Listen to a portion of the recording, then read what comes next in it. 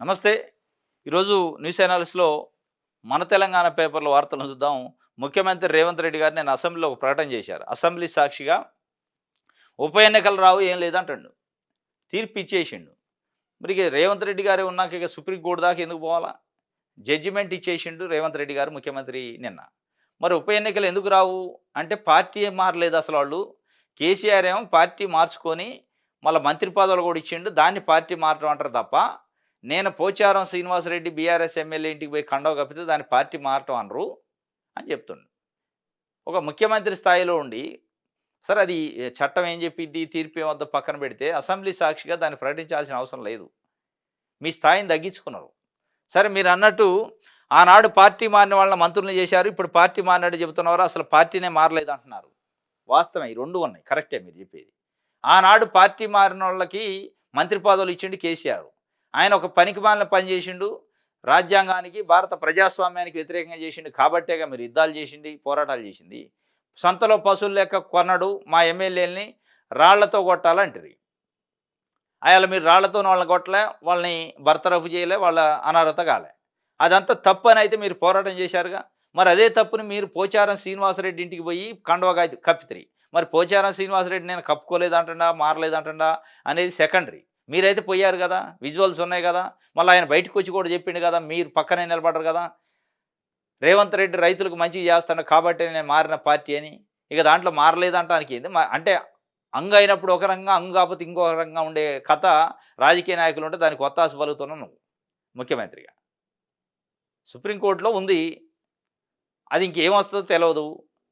April 4కో, 3కో counter ఏయమని చెప్పింది స్పీకర్‌ను వాళ్ళని. స్పీకర్ కార్యాలయము, సెక్రటరీ కార్యాలయాన్ని. వాళ్ళ వాదనలేంటిది. సుప్రీంకోర్టులో ఒక కేసు ఉన్నాక సబ్‌జ్యుడిషరీ ఉన్న తర్వాత ఎట్లా ఒక ముఖ్యమంత్రిగా అసెంబ్లీలో ఉప ఎన్నికలే రావని ఎట్లా చెప్తారు? ఏంది ఆ ధైర్యం? అంటే మీరు అధికారంలో ఉంటే ఇప్పుడు అక్కడ రాహుల్ గాంధీ గారు ఏం చేస్తున్నారు, బయటకు వచ్చి నన్ను అసెంబ్లీలో మాట్లాడనీయట్లేదు, ప్రతిపక్షం గొంతు నొక్కుతున్నారు అంటున్నారు. మళ్ళీ అదే రాహుల్ గాంధీ బయటకు వచ్చి పోరాటాలు చేస్తాడు. పార్టీ ఫిరాయింపులకు వ్యతిరేకంగా దేశవ్యాప్తంగా మేము యుద్ధం చేస్తాం, అది జోడో యాత్రలు చేస్తాం, ఈ యాత్రలు చేస్తాం అంటే ఆయనేమో ఆడేం అధికార పార్టీ పైన చేస్తుంటే మీరు ఇవాళ ప్రతిపక్షం పైన మీరు అదే చేస్తుంటారు. ఉక్కుపాదం మోపే కథ. లేచి నిలబడితే జగదీష్ రెడ్డిని సస్పెండ్ చేయటం, సస్పెండ్ చేశారు 6 నెలలు ఈ సెషన్ అంతా. అంటే ఇది ఎట్లా న్యాయం అనిపిస్తుందో కానీ ముఖ్యమంత్రి గారు నేను చెప్పిండు, ఏ రాజ్యాంగాన్ని అనుసరించి ఉప ఎన్నికలు వస్తాయి, మా దృష్టి అంతా ఉప ఎన్నికల పైన కాదు అభివృద్ధి పైనే ఉంది. చట్టం మారలేదు, రాజ్యాంగం మారలేదు, అప్పుడున్న చట్టం ఇప్పుడు ఉందట. ఎస్ కరెక్టే. కేసీఆర్ పార్టీ మార్చి క్యాబినెట్లోకి మంత్రులు ఇచ్చినప్పుడు ఉన్న చట్టమే ఇప్పుడు కూడా ఉంది. కానీ తీర్పులు వచ్చినాయి, కొత్త తీర్పులు. కేసీఆర్ చట్టం అయాల చట్టాన్ని ఉల్లంఘించిండనే కదా మీరు పోరాటాలు చేసింది. అదే చట్టం ఉంది కానీ ఆయన ఉల్లంఘించింది, మీరు ఉల్లంఘించడానికి కదా మీరు చెప్పింది. మేము ప్రజాస్వామ్యవాదులు అని చెప్పారు కదా. మరి ఆ చట్టాన్ని కరెక్ట్గా అమలు చేయండి. మీరు ఆయన అమలు చేయలేదు, ఫామ్ హౌస్కి పోయిండు. మీరు కూడా అమలు చేయకుండా మళ్ళీ అయ్యే బొంతర కథలు చెప్తే ఎట్లా? సుప్రీంకోర్టులో ఉన్న అంశాన్ని సభలో ఎలా ప్రస్తావించారు, న్యాయస్థానాన్ని అవమానించిన ఎలా సీఎం మాటలు ఉన్నాయి, రాజ్యాంగాన్ని ఉల్లంఘించి రేవంత్ రెడ్డి అభ్యంతరాలు వ్యక్తం చేసిన ఎమ్మెల్యే హరీష్ రావు, సభకు కొంత ఇమ్యూనిటీ ఉంది, కోర్టులోని అంశాలను ప్రస్తావించవచ్చు, రేవంత్ రెడ్డి వివరణ ఇచ్చిండు, సీఎం చెప్పిన దాంట్లో తప్పేమీ లేదని శ్రీధర్ బాబు చెబుతున్నాడు. మరి తప్పేం లేదని శ్రీధర్ బాబు అనకపోతే తప్పు ఉందంటాడు ఆయన, అందులో క్యాబినెట్ మంత్రి. వాళ్ళు వాళ్ళు తప్పు లేదంటే తప్పు, తప్పు ఉందంటే తప్పు. పార్టీ మారటం తప్పేం లేదంటున్నారు ఇవాళ. అయాల తప్పు ఉందన్నారు. అయాల తప్పు అన్నప్పుడు నమ్మాలి జనాలు. ఇవాళ తప్పు లేదంటే నమ్మాలి. అయాల రాళ్లతోని కొట్టాలంటే నమ్మాలి, రాళ్ళతోని కొట్టాలి. ఇవాళ లేదు లేదు పూలతోని కొట్టాలంటే పూలతోని కొట్టాలి. ఇదన్నమాట రాజకీయ నాయకులు వ్యవహారం. రైట్. మాదిగలకు మంత్రి పదవి ఇవ్వాలి, క్యాబినెట్లో సముచిత ప్రాధాన్యం కల్పించాలని CM Revanth Reddy, deputy CM బట్టి, మంత్రి ఉత్తమ్ కుమార్ రెడ్డికి మాదిగ ఎమ్మెల్యేలు విజ్ఞప్తి. అధిష్టానాన్ని కలవడానికి ఢిల్లీ వెళ్ళిన ఎమ్మెల్యేల బృందం. ఎవరు నా ఎవరు ఎంతో వారికి అంతా అని గతంలోనే రాహుల్ అన్నారని ఎమ్మెల్యేలు అడ్లు లక్ష్మణ్ వ్యాఖ్య. మాదిగ ఎమ్మెల్యేలు మొన్న ఒక లెటర్ రాశారు. ఏది అధిష్టానానికి. ఒక 8 మంది మాదిగ ఎమ్మెల్యేలు కలిసి మా కమ్యూనిటీకి ఒక మంత్రి పదవి ఇవ్వాలి, అత్యంత పెద్ద కమ్యూనిటీ ఎస్సీలలో, ఇంతవరకు క్యాబినెట్లో బెర్త్ ఇయ్యలేదు కాబట్టి ఇవ్వాలని చెప్పి ఒక లెటర్ రాశారు. లెటర్తో పాటు నేను ముఖ్యమంత్రి రేవంత్ రెడ్డిని, డిప్యూటీ సీఎం బట్టిని, ఉత్తమ్ కుమార్ రెడ్డిని వీళ్ళని కలిసి వాళ్ళకు కూడా రిప్రజెంటేషన్ ఇచ్చారు. మళ్ళీ అధిష్టానాన్ని కూడా కలవటానికి ప్రయత్నం చేస్తానట. మొత్తానికి ఇది ఎందుకంటే చెన్నూరు ఎమ్మెల్యే వివేక్ వాళ్ళు రేవంత్ రెడ్డి గట్టి పట్టుదలతో ఉండు. ఎందుకంటే వర్గీకరణ చేసినా వర్గీకరణ ఎఫెక్ట్ పడకుండా మాలలకు ఒక మంత్రి పదవి ఇస్తే వీళ్ళు సల్లబడతారని. కానీ మాదిగలు మీరు వర్గీకరణ వేరే విషయం. వర్గీకరణ ఎట్లా కావాల్సిందో సుప్రీంకోర్టు ఇచ్చిన గైడ్‌లైన్స్. మా వర్గాలకు సంబంధించిన మంత్రి పదవి ఇది. మేమున్న స్ట్రెంత్‌కి మంత్రి పదవి ఇది. అని చెప్పి వాళ్ళు అడుగుతుండ్రు. ఇది అడుబడి పాకాన పడిద్దా ఏందో మరి ఇటు మాలలకి, మాదిగలకి ఇద్దరు లేకుండా చేసుకుంటారా? చివరికి పోటీలు పడి అనేది కూడా ఒక చర్చ నడుస్తుంది. ఎందుకంటే మాదిగలు మాకియ్యండి అనిపోయారు. మాలలకి ఇస్తే మాదిగలకి ఇయ్యాలొద్దని ఈళ్ళకి వాళ్ళకి ఇయ్యకుండా ఇప్పుడున్న దామోదర్ రాజ నరసింహతోనే డొల్లిచ్చే కార్యక్రమం చేస్తారో చూడాలి. అట్ ద సేమ్ టైమ్ లంబాడాలు కూడా మాకు మంత్రి పదవి ఇవ్వండి సీఎం రేవంత్ రెడ్డిని కలిసి విజ్ఞప్తి చేశారట లంబాడ సామాజిక వర్గం ఎమ్మెల్యే. ఇటు ఎస్టీ లంబాడలు, ఎస్సీ మాదిగలు కులాల వారీగా పోయి మాకు మంత్రి పదవి ఇవ్వాలంటున్నారు. ఇక రెడ్లయితే పోటాపోటీగా సవాళ్ళు ఇస్తున్నారు. నాకు గిట్ల మంత్రి పదవి రాకపోతే రాజీనామా చేస్తాను నేను ఇబ్రహీంపట్నం ఎమ్మెల్యే అంటుండు. మునుగోడు ఎమ్మెల్యే నాకు ఎట్టెట్ట రాదు నాకు హోంమంత్రి అంటే ఇష్టమని ఆయన అంటుండు. ఇక పరిగి ఎమ్మెల్యే రామ్మోహన్ రెడ్డి కాసుకొని కూర్చుండు. సుదర్శన్ రెడ్డి నిజామాబాద్ నుంచి ఆయనకి ముఖ్యమంత్రి రేవంత్ రెడ్డి హామీ ఇచ్చిండు. వాకాటి శ్రీహరికి ముఖ్యమంత్రి రేవంత్ రెడ్డి హామీ ఇచ్చిండు. ఇవన్నీ పెండింగ్‌లోనే అసలు ఈ మంత్రివర్గం పెద్ద సవాలైంది. అసలు కాంగ్రెస్ పార్టీ పరిస్థితి ఏందంటే 2023 ఎన్నికల్లో గెలిచిన దానికంటే మంత్రులు నియమించడం పెద్ద సవాలైంది. మరి ఇది ఎటు తీసుకుపోతారో చివరికనేది చూడాలిగ. రైట్. నెక్స్ట్ ఆంధ్రజ్యోతి చూద్దాం. ఇది కూడా ఉప ఎన్నికలు రావట. ఇంకోటి ఇది మా సీఎం మంచోడు అందుకే మీరు 15 నెలలుగా ప్రశాంతంగా ఉన్నారు. మరో 1000 జన్మలెత్తినా బీఆర్ఎస్‌కి అధికారంలో కలేనట. 1000 జన్మలు ఎందుకు 4 ఏళ్ళు అయిపోయాయి. ఇప్పుడు సంవత్సరంన్నర అయితే ఇంకో 3.5 ఏళ్ళు అయితే అయిపోయా. తెలుతదిగా కథ. 1000 జన్మల దాకా కావాలా? ఇంకొకటి విచిత్రమైన కామెంట్ చేసిండు మా సీఎం మంచోడట. ఎవరిది అనేది మళ్ళా మునుగోడు ఎమ్మెల్యే రాజగోపాల్ రెడ్డి. ఇదే మునుగోడు ఎమ్మెల్యే రాజగోపాల్ రెడ్డి అప్పుడు మునుగోడు ఎమ్మెల్యేనే ఉండు కాంగ్రెస్‌లోనే ఉండు. భూమికి జానడు లేడు పొట్టోడు రేవంత్ రెడ్డి. కోట్ల రూపాయలు లంచం ఇచ్చి పీసీసీ అధ్యక్షుడు చేసుకుంటూ వాని కింద మేము పని చేయటమా? వాడొక లీడరా? బ్లాక్‌మెయిలర్ ఇట్లని అడ్డగోలు తిట్టిండు. ఇదే నోరు, ఇదే మనిషి. మళ్ళీ ఇవాళ మా సీఎం మంచోడు అంటాడు. సీఎం అయిండు కాబట్టి మంచోడు అని భజన కార్యక్రమం స్టార్ట్ చేసిండు. మంత్రి పదవి వస్తేనేమో మంచి, మంత్రి పదవి రాలేదనుకో వాడంత బడ్డు లేడు అంటాడు. ఇదే కథ ఇక. ఇది మంత్రి పదవి వచ్చిందాక 3, 4 రోజులలో మంత్రి పదవి అనౌన్స్ అయిందనుకో ఏప్రిల్ 3కు ముహూర్తం అంటున్నారు. అయ్యాల గిట్ట లిస్టులో పేరు లేదో అయ్యాలనే బేల్తాయి టపాసులు. పట్టా బేల్తాయి. ఆ పేలే దాంట్లో పాత కథే ఉంటుంది. భూమికి జానడు లేడు. ఏం పదవి చేస్తుండో, ఏం పరిపాలన చేస్తుండో అంతా జనాల్లో వ్యతిరేకత వచ్చింది. తుక్కు తిడతాడు. ఇది మన రాజగోపాల్ రెడ్డి గారి వ్యవహారం. ఆయన చెప్తుండు. తమ ముఖ్యమంత్రి రేవంత్ రెడ్డి చాలా మంచివారని, ఆయన మంచితనం వలన బీఆర్ఎస్ వాళ్ళు 15 నెలలుగా ప్రశాంతంగా ఉన్నారని మునుగోడు ఎమ్మెల్యే కోమటిరెడ్డి రాజగోపాల్ రెడ్డి అన్నారు. లేకుంటే రేపటి నుంచి మరో లెవెల్లో ఉంటుందన్నారు. బుధవారం ఆయన శాసనసభలో మాట్లాడుతూ బీఆర్ఎస్ నేతలు బొగ్గకారు, సైరన్ సౌండ్కు బాగా అలవాటు పడ్డారని, అది లేనిదే నిద్ర పట్టడం లేదని ఎద్దేవా చేశారు. మరో 1000 జన్మలెత్తినా ఆ పార్టీకి అధికారం కాలేనన్నారు. 10 ఏళ్ల కేసీఆర్ పాలనలో రాష్ట్రంలో 8,742 హత్య కేసులు, 18,246 లైంగిక దాడుల కేసులు నమోదయ్యాయని, 2014-23 మధ్య పోలీసులను అడ్డం పెట్టుకొని అనేక అరాచకాలు పాల్పడ్డారని ఇవన్నీ బాగానే ఈసారి ఆ డేటా ఏం కానీ మా ముఖ్యమంత్రి మంచోడు అంటాడు. ఇది ఎన్ని రోజులు? ఇదే మంచి ఉంటుందా కలకాలం? ఆయన ముఖ్యమంత్రిగా ఉన్న రోజులైనా కనీసం ఆగుతారా మంచోడని? ఈ మంచి ఏంటంటే ఈ మంచి కథ క్యాబినెట్ మంత్రి. అది వచ్చిందాక మంచి, అది రాకపోతే మళ్ళీ షడ్డోడు. ఇదే మనిషి రేపు అంటాడు మా ముఖ్యమంత్రి షడ్డోడు అని. నోట్ల కట్టల వీడియోలు డిలీట్ చేయండి. ఢిల్లీ పోలీసులకు ఉన్నతాధికారుల ఆదేశం. ప్రమాదం జరిగిన రోజు నన్ను లోపలికి రానియలేదు. నాడు అక్కడ విధుల్లో ఉన్న కానిస్టేబుల్ వాంగ్మూలం జస్టిస్ వర్మ ఇంటికి వెళ్ళి పరిశీలించిన ఢిల్లీ పోలీసులు. ఆయనపై ఎఫ్ఐఆర్ దాఖలు చేయాలంటే వేసిన పిలుపై అత్యవసర విచారణకు నో అన్న సుప్రీంకోర్టు. కిరణ్ రిజిజును కలిసిన అలహాబాద్ హైకోర్టు లాయర్లు. నోట్ల కట్టల వీడియోలు డిలీట్ చేయాలట. ఎంత దారుణం అంటే వ్యవస్థలు ఏ స్థాయిలో నిర్వీర్యం అవుతున్నాయి అనేది 1000 కోట్ల రూపాయలు ఒక జడ్జి ఇంట్లో దొరికినాయి. ఫైర్ యాక్సిడెంట్ అయింది. ఫైర్ సిబ్బంది పోయి మేము చూసినాం బస్తాలలో కట్టలు ఉన్నాయంటే ఇంతవరకు ఒక ఎఫ్ఐఆర్ లేదు. అంటే జడ్జి అయితే ఒక ప్రివిలేజ్ ఉందా? జడ్జి అయితే ఎన్ని వేల కోట్లైనా దాచుకోవచ్చు ఇంట్లో. మరి ఎక్కడి నుంచి వచ్చినాయి అనే కనీసం ఎఫ్ఐఆర్ ఫస్ట్ ఇన్ఫర్మేషన్ రిపోర్ట్ అయితే చేయాలి కదా. ఎఫ్ఐఆర్ లేదు. ఎఫ్ఐఆర్ లేకపోదా ఎఫ్ఐఆర్ నమోదు చేయండి అని ఒకళ్ళ పిల్లు వేశారు పబ్లిక్ ఇంట్రెస్ట్ లిటిగేషన్ సుప్రీంకోర్టులో. వేస్తే సుప్రీంకోర్టు ఏం చెప్పింది? పబ్లిక్ ఇంట్రెస్ట్ లిటిగేషన్ని అత్యవసరంగా ఎమర్జెన్సీ దాని కింద కేసు కింద తీసుకుంటే అవసరం లేదా అన్నది. అంటే మీ జడ్జీలు తప్పు చేస్తే అది అత్యవసరం కాదు, ఎఫ్ఐఆర్ చేయరు. మళ్ళీ దానికి సంబంధించిన వీడియోలు డిలీట్ చేయండి అని పోలీసు ఉన్నతాధికారుల ఆదేశం అట. అంటే దొంగతనం చేసినట్టు దొరికిండు. ఆ దొరికిన వీడియోలను బయట జనాలకెందుకు చూపిస్తారు? మన జడ్జి గదా అని మరి అనుకుంటున్నట. ఎందుకు డిలీట్ చేయాలా వీడియోలు? దేనికోసం డిలీట్ చేయాలా? సుప్రీం కోర్టే స్వయంగా వాళ్ళ వెబ్‌సైట్‌లో పెట్టింది వీడియోలు. ఇలా పోలీసులేంది డిలీట్ చేయండి అని చెప్పడానికి? ఎవరు వంత పాడుతుండ్రు? అదే యశ్వంత్ వర్మ జడ్జి 3 రకాల కామెంట్లు చేసిండు.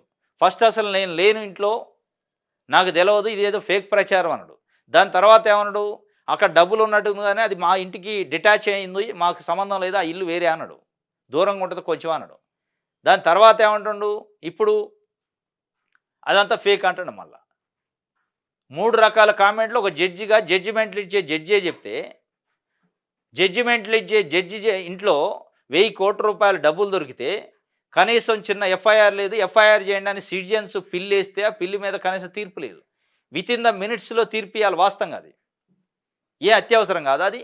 అనేది ఇయాల భారతదేశ వ్యాప్తంగా జ్యుడిషియరీ పైన ఒక అపనమ్మకం ఏర్పడే పరిస్థితి వాళ్ళ వ్యవహార శైలి కనపడుతుంది.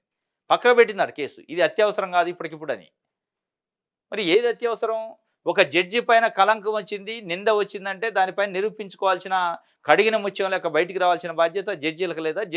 జ్యుడిషియరీ వ్యవస్థకి దాన్ని ప్రూవ్ చేసే అవకాశం లేదా? మరి కాబట్టి మరి ఆయన ఇచ్చిన జడ్జిమెంట్లు, ఆయన ఇచ్చిన గతంలో ఇచ్చిన ఆర్డర్‌లని ఎట్లా నమ్మాలి? నిజమైన జడ్జిమెంట్లు ఇస్తే 1000,00,00,000 ఎక్కడి నుంచి వచ్చినాయి? ఈ కోణంలో అసలు దర్యాప్తు లేదు, అసలు ఎఫ్ఐఆర్ లేదు. ప్రమాదం జరిగిన రోజున అసలు నన్ను లోపలికి రానీయలేదని వాళ్ళు చెప్తున్నారు పోలీసులు. రైట్. హామీ మంత్రం అట. అధిష్టానంపై నమ్మకంతో రాజగోపాల్, వివేక్ గతంలో రేవంత్ ఇచ్చిన హామీలు ఫలిస్తే శ్రీహరి, సుదర్శన్ రెడ్డికి మంత్రివర్గంలో చోటు. తాజా విస్తరణలో వీరికి ఖాయమని ప్రచారం. 5వ వ్యక్తికి పదవి ఇవ్వాల్సి వస్తే మైనార్టీకి, 6వ పదవి ఇస్తే ఆది శ్రీనివాస్‌కు అవకాశం అట. హామీల మంత్రం. గతంలో ఇచ్చిన హామీలు అధిష్టానం కొంతమందికి హామీలు ఇచ్చింది. రేవంత్ రెడ్డి కొంతమందికి ఇచ్చిండు. అది అమలైతే వస్తుందట. నలుగురికి వస్తాయట. ఒకవేళ 5వ వ్యక్తికి ఇవ్వాలంటే మైనార్టీకి ఇస్తారట. 6వ వ్యక్తి ఇవ్వాలంటే ఆది శ్రీనివాస్ వేములవాడ ఎమ్మెల్యేకి ఇస్తారట. భద్రాచలంలో కుప్పకూలిందట 6 అంతస్తుల భవనం. శిథిలాల కింద 2 మేస్త్రులు, పలువురు కూలీలు ఉండే అవకాశం. కొనసాగుతున్న సహాయ చర్యలు కాపాడాలంటూ ఓ మేస్త్రి ఆర్తనాదాలు. స్లాబ్కు రంధ్రం చేసి ఆక్సిజను, నీరు పర్యవేక్షిస్తున్న కలెక్టర్, అధికారులు. పాత భవనంపై సామర్థ్యానికి మించి 5 అంతస్తుల నిర్మాణం వల్లే ప్రమాదం. పోలీస్ స్టేషన్కు వెళ్ళి లొంగిపోయిన భవన యజమాని. ఎప్పుడుదో పాత బిల్డింగ్ అడితే కూలిపోయిందట. 6 మంది దాంట్లో చిక్కుకున్నారని చెప్పి నిన్నటి నుంచి చర్యలు జరుగుతున్నాయి, సహాయక చర్యలు. మరి ఇది కూడా ఒక టన్నెల కథ అయిద్దా, బయటికి తీస్తారా చూడాలా. రైట్. ఇది ఆంధ్రజ్యోతి సమస్య. సాక్షి చూద్దాం. కమిషన్లపై దద్దరిల్లిందట సభ. 30% కమిషన్లు తీసుకుంటున్నారని కాంగ్రెస్ ఎమ్మెల్యేలు అంటున్నారన్న కేటీఆర్. 20% కమిషన్లు అంటూ సెక్రటరియట్లో కాంట్రాక్టర్ ధర్నాలు జరిగాయని వ్యాఖ్య. దీనిపై తీవ్రంగా స్పందించిన డిప్యూటీ సీఎం బట్టి ఒళ్ళు దగ్గర పెట్టుకొని మాట్లాడాలని హెచ్చరిక. రుజువైనా చేయాలి, లేకుంటే క్షమాపణ అని చెప్పాలంటే సవాల్. మీలా అడ్డగోలుగా రాష్ట్రాన్ని దోపిడీ చేసేందుకు రాజకీయాలకు రాలేదంటూ ఫైరు. బట్టి వ్యాఖ్యలతో బీఆర్ఎస్ సభ్యుల నిరసన. శాసనసభలో ఇరుపక్షాల ఆందోళన, నిరసనలు. కమిషన్లపైన దద్దరిల్లిందట సభ. ఏం కమిషన్లు? ప్రజలే కావు. ప్రజల దగ్గర నుంచి ప్రభుత్వంలో ఉన్న పెద్దలు దోపిడీ చేస్తున్న కమిషన్ల పైన దద్దరిల్లిందట. ఈ దద్దరిల్లు వల్ల ప్రజలకు ఏమైనా లాభం ఉందా? ప్రజల గురించి చర్చ ఉందా? లేదు. కేటీఆర్ ఏమో 30% కమిషన్లు, 20% కమిషన్లు మంత్రులు తీసుకుంటున్నారని కామెంట్ చేసిండు. డైరెక్ట్గా బట్టికి సర్రన అన్నది, కోపం వచ్చింది. ఒళ్ళు దగ్గర పెట్టుకొని మాట్లాడు, నీ దగ్గర ఆధారాలంటే నిరూపించి అడ్డగోలుగా మాట్లాడితే ఒప్పుకునేది లేదు, ఉక్కుపాదం మోపుతూ అన్నాడు. వాస్తవంగా అసెంబ్లీలో అట్లాంటి ప్రకటనలు చేయాలంటే, ఈ కమిషన్లు ప్రస్తావన చేయాలంటే దాని సరైన అది శాసనసభ, అది సరైన ఆధారాలతో మాట్లాడాలి. సెక్రటరియట్లో ధర్నాలు చేశారు కదా కాంట్రాక్టర్లు కమిషన్ల పేరుతోనే, మీ ఎమ్మెల్యేలే 20% కమిషన్ తీసుకుంటున్నారని అంటున్నారు కదా, దాన్ని బట్టి నేను అన్నాడు. ఏ ఎమ్మెల్యే అన్నాడంటే ఆధారాలు ఉండవు. మొత్తానికి బట్టి విక్రమార్క చాలా సీరియస్ అండి. ఎందుకంటే ఆయన వ్యక్తిగతంగా అన్నట్టుగా ఆయన కొంత ఫీల్ అయినట్టుంది. ఒళ్ళు దగ్గర పెట్టుకొని మాట్లాడాలని చాలా సీరియస్ అయింది. 30% కమిషన్ తీసుకుంటున్నారని వాళ్ళ ఎమ్మెల్యేలు అంటున్నారు. 20% కమిషన్ అంటే సచివాలయ దళాలు జరుగుతున్నాయి. కేటీఆర్ను ఛాలెంజ్ చేస్తున్నా, మీ ఆరోపణలు రుజువు చేయండి, లేదంటే ప్రజలకు సభకు క్షమాపణ చెప్పండి, ఒళ్ళు దగ్గర పెట్టుకొని మాట్లాడాలని బట్టి అంటుండు. చాలా సీరియస్ అయ్యండి బట్టి విక్రమార్క. సరే, ఈ సీరియస్ ఏం కానీ కమిషన్ల కథ ఏందో ప్రభుత్వమే వాళ్ళ నిజాయితీని వాళ్ళు నిరూపించుకోవాలి వాస్తవంగా. ఎందుకంటే కేటీఆర్ అసెంబ్లీలో అన్నాడు కాబట్టి ఒళ్ళు దగ్గర పెట్టుకొని మాట్లాడాలి, ఏది పడితే అది మాట్లాడితే ఊకోనంటే రాజకీయ నాయకుడు కాబట్టి మీరు అన్నారు. ఇవాళ ప్రజలు కూడా చర్చ జరుగుతుంది. ప్రజల్లో కూడా చర్చను పోగొట్టాలంటే మీరు మీ నిజాయితీని నిరూపించుకోవాలి. మీ పైన ఉన్న మచ్చని, మీ పార్టీ పైన, మీ ప్రభుత్వం పైన వచ్చిన మచ్చను తొలగించుకోవాలి. అధిష్టానం దాన్ని కూడా ఇన్వాల్వ్ చేస్తున్నారు అందులో. ప్రజలు ఒక చర్చ ఇయ్యాలేందంటే అధిష్టానానికి కూడా డబ్బులు పోతున్నాయి కమిషన్ రూపంలో అనేది ఒక చర్చ జరుగుతుంది. అది నిజమా? అబద్ధమా? అనేది మీరు నిరూపించుకోవాల్సిన అవసరం ఉంది. మీరు అధికారంలో ఉన్నారు కాబట్టి ఇది తప్పు, ఈ చర్చ తప్పు అని మీరు దాన్ని ప్రూవ్ చేసుకోవాల్సిన అవసరం మీ పైన కూడా ఉంది. లేదంటే ఈ చర్చ ఇంకా పోతూనే ఉంది. ఎందుకంటే అసెంబ్లీలో చర్చ జరిగింది కాబట్టి ఆగదది. రైట్. ఏప్రిల్‌లో భూభారత్ మంత్రి పొంగులేటి శ్రీనివాసరెడ్డి చెప్పింది. ఏప్రిల్‌కి పోయింది కథ. సంక్రాంతి అన్నారు, శివరాత్రి అన్నారు, జనవరి 1 అన్నారు, భూభారత్ వస్తదన్నారు. ఇప్పుడు ఏప్రిల్‌కి పోయింది. మేము గెలిస్తే ధరణిని బంగాళాఖాతంలో కలిపేస్తాం తెల్లారే అన్నారు.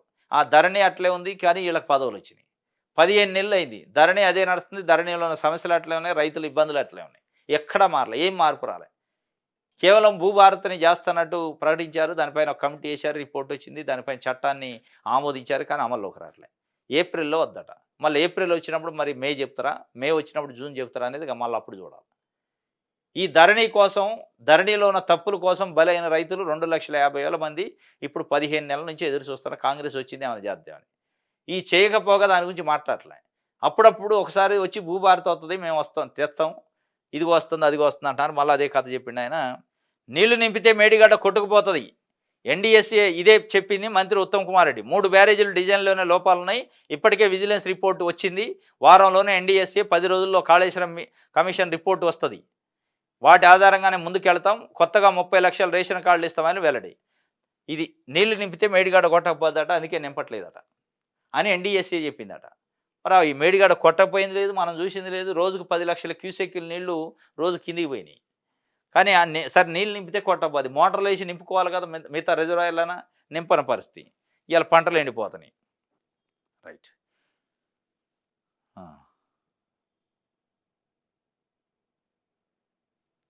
ఇది ఒక వార్త. ఇంకోటి, అప్సరా హత్య కేసులో పూజారికి జీవిత ఖైదు పడ్డదట. రంగారెడ్డి జిల్లా కోర్టు సంచలన తీర్పు. సాక్ష్యాలు తారుమారు చేసినందుకు మరో 7 ఏళ్ల శిక్ష. ముదురాలు కుటుంబానికి 10 లక్షలు ఇవ్వాలని ఆదేశం. పెళ్లి చేసుకోవాలని ఒత్తిడి చేయడంతోనే హత్య. 2023లో సరూర్ నగర్లో ఘటన. ఈ సాయి కృష్ణ అని ఒకడు పూజారి, గుళ్ళో పూజారి. మరి వీడేట పూజారి ఏం కాదు. అక్రమ సంబంధం పెట్టుకున్నట అప్సరా అనే ఆమెతోనే వివాహేతర సంబంధం పెట్టుకొని పెట్టుకొని నడిచింది. కొద్ది రోజులు అయ్యాక ఆమె పెళ్లి చేసుకొని తీవ్రంగా ఒత్తిడి చేసిందట. ఆ ఒత్తిడికి తట్టుకోలేక చంపేసి మళ్ళీ దాన్ని వేరే మాఫీ చేయటాన్ని చూసిండు. సాక్ష్యాలను తారుమారు చేయటాన్ని చూసిండు. మొత్తానికి నిన్న ఆ సాయి కృష్ణకి ఎల్బీనగర్ కోర్టు జీవిత ఖైదు వేసింది. మళ్ళా సాక్ష్యాలు తారుమారుకి ఇంకొక 7 ఏళ్ళు జైలు శిక్ష. మొత్తానికి శిక్ష అయితే పడదు. మళ్ళీ దానిపైన అప్పీల్కి పోతున్నాయి ఇక ఆయన. ఉప ఎన్నికలు రావు. ఇది రేవంత్ తీర్పు. ఎవరు ఎటువైపు వచ్చినా బై ఎలక్షన్స్ ఉండవు. అసెంబ్లీ సాక్షిగా ఫిరాయింపులకు సీఎం అభయం. కేసు సుప్రీంకోర్టులో ఉండగానే ప్రకటించిన ముఖ్యమంత్రి. కోర్టు పరిధిలోని అంశాన్ని ఎలా ప్రస్తావిస్తారు? పార్లమెంటరీ రూల్స్ను సీఎం ఉల్లంఘించారు. అసెంబ్లీలో BRS point of order. Supreme court కన్నా గొప్ప అనుకుంటున్న రేవంత్ రెడ్డి. ఆ వ్యాఖ్యలను కోర్టు దృష్టికి తీసుకెళ్తామని కేటీఆర్ చెప్పిండు. ఇక ఆయన అన్నంత మాత్రంలో అది అయ్యేదమ్మా అన్నా కానీ ఈయన తీర్పు ఇస్తే లేదా అసెంబ్లీలో ఉప ఎన్నికలు రావు అనగానే ఈయన ఏం చెప్తే అయిద్ది అయింది. కోర్టు చెప్పాలా? ముఖ్యమంత్రి చెప్పినంత మాత్రంలో అన్ని పనులు కావు. కోర్టు చెప్పింది పాటించాలి. ముఖ్యమంత్రి అయినా ప్రధానమంత్రి అయినా అది ఒక భాగం. కానీ వీళ్ళేదో పాయింట్ ఆఫ్ ఆర్డర్ లేవదీశారట. అధ్యక్ష, తమరి ద్వారా నేను చెప్పదలుచుకున్న ఎవరైతే సభ్యులు ఉన్నారో వాళ్ళు ఆందోళన చెందాల్సిన పని లేదు. ఏ ఉప ఎన్నికలు రావు. వారు కోరుకున్న ఉప ఎన్నికలు రావు. అటోళ్ళేం ఇటు వచ్చినట్లు, ఇటోళ్ళు అటుపోయినట్టు ఉప ఎన్నికలు రావు. హరీష్ రావు బాగా గుర్తు చేసిండు. విషయం సుప్రీంకోర్టులో ఉంది. సబ్జ్యుడిషి అయిన విషయాన్ని లోపల నేను మాట్లాడితే కొంత ప్రొటెక్షన్ ఉన్నది, కానీ బయట మాట్లాడితే ప్రొటెక్షన్ ఉండదు అని చెప్పి ఆయన చెప్తుండు. మొత్తానికి సరే ఏది చెప్పినప్పటికీ వీళ్ళు ఇవాళ కూర్చొని ధర్నా చేసిన అట్ట మాట్లాడుతారన్న ఇద్దరు తోడు దొంగలే. ఎవడు కోడే. ఇప్పుడు వాళ్ళు ఉన్నప్పుడు 10 ఏళ్ళు ఎవడిని పడితే వాడిని జాయిన్ చేసుకొని మంత్రిలో ఇచ్చారు. మరి అయ్యాల ఈ పాయింట్ ఆఫ్ ఆర్డర్లు, ఈ తీర్పులు, ఇది ఎట్ట చెబుతారు, అదే అయ్యాల రాలే. ఇవాళ మళ్ళా బీఆర్ఎస్ అధికారం పోయేటాలకు గుర్తుకొచ్చింది. మళ్ళీ అయ్యాల ఈయన ఏం చెప్పిండు, రాళ్లతోని కొట్టాల పార్టీ మారిన అండు. ఇవాళ ఏమంటుండు, రాళ్లతోని కాదు అసలు ఉప ఎన్నికలే రావంటుండు. రాళ్లతోని కొట్టడం దేవుడు ఎరుగు, కానీ ఉప ఎన్నికలు ఎందుకు వస్తే వాళ్ళు పార్టీ మారిన వాళ్ళు పురుషత్తుగా ఉండండి. మీకు రాళ్లతోని కాదు పూలతోని కూడా కొట్టరు, కనీసం ఎన్నికలు కూడా రావని హామీ ఇస్తుండు. ఇదే నోటితో నువ్వు చెబుతావు రాళ్లతోని కొట్టాలని. మరి అదే సమయంలో పార్టీ మారిన వాళ్ళని రాళ్లతోని కొట్టాలి కాంగ్రెస్ కార్యకర్తలని ఇవాళ కూడా చెప్పుంటే మీరు దేశంలో ఉన్నతమైన రాజకీయ నాయకుడే అయ్యేటోడు. ఈరు కూడా అదే పద్ధతి. ఈరు కూడా అదే. అయ్యాల పార్టీ మారిన వాళ్ళని కాంగ్రెస్ నుంచి మా దాంట్లోకి వస్తాడు మేము ఎట్లా వద్దంటాం, వాళ్ళు వచ్చి జాయిన్ అవుతున్నారు, ఇది ప్రజాస్వామ్యయుతమే, దీంట్లో తప్పే ఉందంటారు. మరి ఇవాళ తప్పు ఉందని మళ్ళీ మీరే అంటారు. ఇద్దరిద్దరే, ఎవడు విలువలతో కూడుకున్నాడు, ఒక్కడ కూడా విలువ లేదు. రైట్. ఇది నమస్తే తెలంగాణ సమితి దిశ చూద్దాం. బెట్టింగ్ యాప్స్పై సిట్ వేశారట, నేరస్తులకు కఠిన శిక్షలు పడేలా చట్టాల్లో మార్పులు, తెలంగాణలో వ్యసనాలకు చోటు లేదు, ధరల నియంత్రణలో మనమే టాపు, మన ప్రతిష్టను మసకబార్చేందుకు బీఆర్ఎస్ ప్రయత్నం, కొండపోచమ్మ సాగర్ నుంచి కేసీఆర్ ఫామ్ హౌస్కి నీరు, దీనిపై విచారణకు సిద్ధమా? ఇక ఆయన సిద్ధం అంటే శాతం ఏంది విచారణ? కొండపోచమ్మ నుంచి కేసీఆర్ ఫామ్ హౌస్ నీళ్ళు పోతున్నాయి అనుకో, ఇక ఆయన సిద్ధం అండు, నేను విచారణకు సిద్ధం లేదండు, ఆపుతా? ఇదేంది సవాళ్ళు విసరడం, విచారణ సిద్ధమా, ఛాలెంజా? ఇవన్నీ ఎందుకు? 15 ఏళ్ళు అయింది మీరు వచ్చి, ఆయన 1,00,000 కోట్లు తినడాండ్రు, 1,00,000 రూపాయలు కూడా బయటికి తీసుకురాలే, మళ్ళీ ఛాలెంజ్లు ఎందుకు విసరటం? మీ చేతనైతే 1,00,000 కోట్లలో కనీసం ఒక 10,000 కోట్లను తెచ్చి ఖజానా నింపండి. ఇలా పెన్షన్లు ఇచ్చే దాంట్లో పెన్షన్లు పెంచుతారన్నారుగా, పెంచండి. మహిళలకు 2,500 ఇస్తున్నారు, ఇవ్వండి. ఇదిగో కేసీఆర్ నుంచి డబ్బులు తెచ్చిన, ఆయన దోపిడీ చేసిన డబ్బుల్ని మీకు పంచుతాను, ఆయన పంచండి, మీ స్కీములో పంచండి. ఉట్టి ముచ్చట్లు చెప్తుండ్రి. నువ్వు ఛాలెంజ్ చేస్తున్నా, మీరు సిద్ధమా అంటే వాళ్ళు సిద్ధం అంటాడు ఎవడన్నా.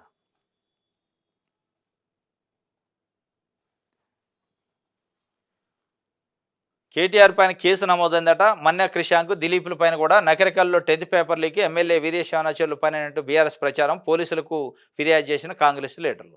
నకరికల్లో అంటే శాలిగావరంలో 10th పేపర్ లీక్ అయింది, ఎమ్మెల్యే వీరేశం, నకరికల్ ఎమ్మెల్యే వీరేశం ప్రోద్బలంతోనైంది, దాని వెనక ఆయన అనుచరులు ఉన్నారని ప్రచారం చేశారట.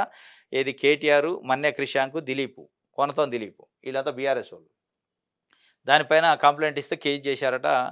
అంటే అన్నెసరీగా ఒక వ్యక్తిని బదనాయం చేసిండని, ఆయన పాత్ర లేకపోయినా కానీ. ఇది ఒక వార్త. ఎస్, ఇది ఈరోజు న్యూస్ అనాలిసిస్. రేపు తాజా వార్తలతో తిరిగి కలుసుకుందాం. Thank you.